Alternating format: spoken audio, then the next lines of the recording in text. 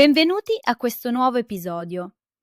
Oggi parliamo di un luogo unico in Italia, Alberobello, un piccolo paese della Puglia, nel sud del paese. È famoso in tutto il mondo per le sue case bianche con i tetti a forma di cono, chiamate trulli.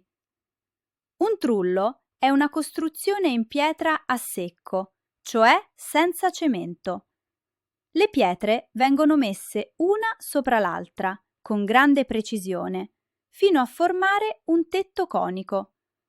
La parte esterna è dipinta di bianco con la calce, una sostanza naturale che disinfetta e protegge le pareti. Ma perché gli abitanti di Alberobello costruivano proprio queste case così strane? La risposta è interessante, non solo per estetica o tradizione, ma per evitare le tasse. Nel Cinquecento la zona era controllata da una famiglia nobile, i conti di Conversano. Ogni volta che il re voleva controllare le nuove costruzioni per far pagare le tasse, gli abitanti di Alberobello smontavano i trulli in poche ore. Era possibile perché i trulli non avevano malta o cemento. Bastava togliere alcune pietre e la casa spariva. Quando il controllo finiva, le persone ricostruivano tutto come prima.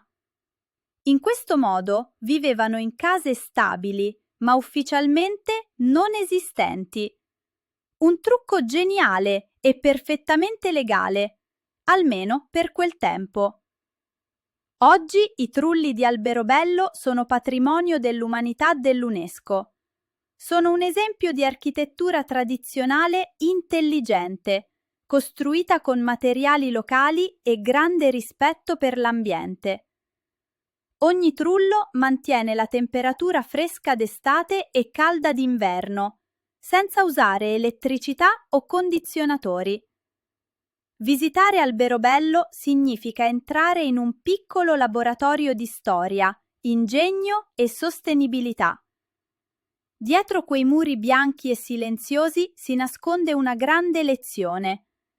La semplicità può essere la forma più intelligente di costruzione. Adesso tocca a te. Ti piacerebbe vivere in un trullo?